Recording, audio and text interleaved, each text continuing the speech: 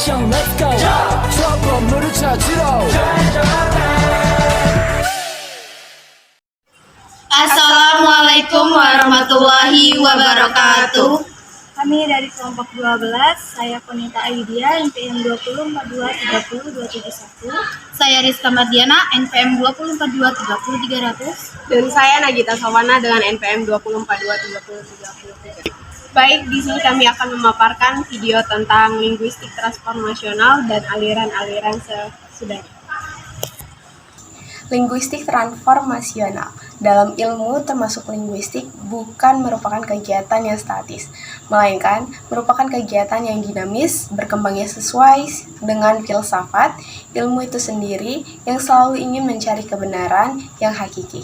Namun, kemudian model transformasi ini pun dirasakan orang banyak.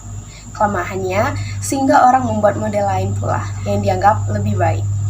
Selanjutnya, tata bahasa transformasi.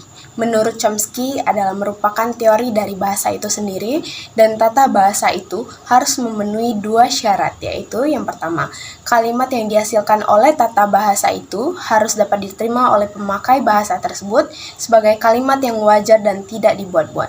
Yang kedua, tata bahasa tersebut harus berbentuk sedemikian rupa, sehingga satuan atau istilah yang digunakan tidak berdasarkan pada gejala bahasa tertentu saja, dan semuanya ini harus sejajar dengan teori linguistik tertentu.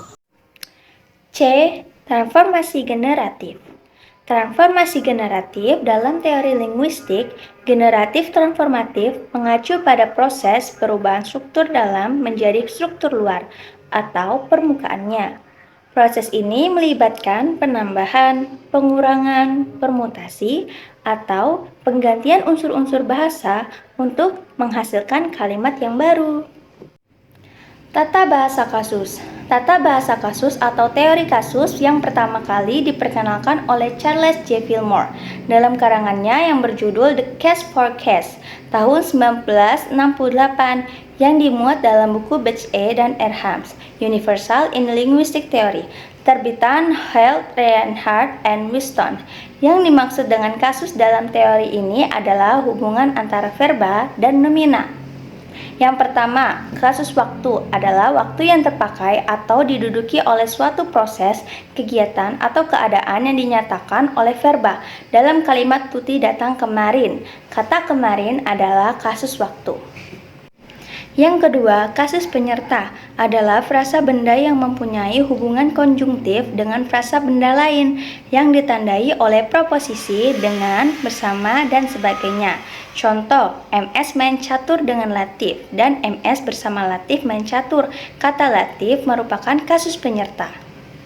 Yang ketiga, kasus benefaktif atau ben mempunyai ciri plus hidup, kasus yang ditujukan bagi makhluk hidup atau yang bernyawa, yang memperoleh keuntungan dari tindakan yang diberikan oleh verba. Dalam bahasa Inggris, kasus ini dinyatakan dengan preposisi for. D. Jenis kasus yang bersejarah. Mengikuti sejarah, kebanyakan bahasa-bahasa Indo-Eropa dahulunya ada 8 kasus morfologi, tetapi bahasa-bahasa modern pula jarang menggunakan kasus sedemikian. Sebaliknya, menggunakan kata depan dan susunan kata untuk menyampaikan maklumat yang pernah disampaikan dengan menggunakan bentuk kata nama yang berbeda.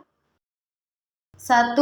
Tata bahasa relasional. Tata bahasa relasional muncul pada tahun 1970-an sebagai tantangan langsung terhadap beberapa asumsi yang paling mendasar dari teori sintaksis yang dirancangkan oleh aliran tata bahasa transformasi sarangan yang dilancarkan oleh tata bahasa transformasional terhadap tata bahasa relasional, tertuju pada beberapa kaidah susunan tata bahasa transformasional yang diberi label universal, tetapi yang oleh tata bahasa relasional dinyatakan sebagai tidak universal. Baiklah, tadi materi yang telah kami jelaskan. Semoga materi yang kami jelaskan tadi bermanfaat untuk kita semua. Kami akhiri. Wassalamualaikum warahmatullahi wabarakatuh.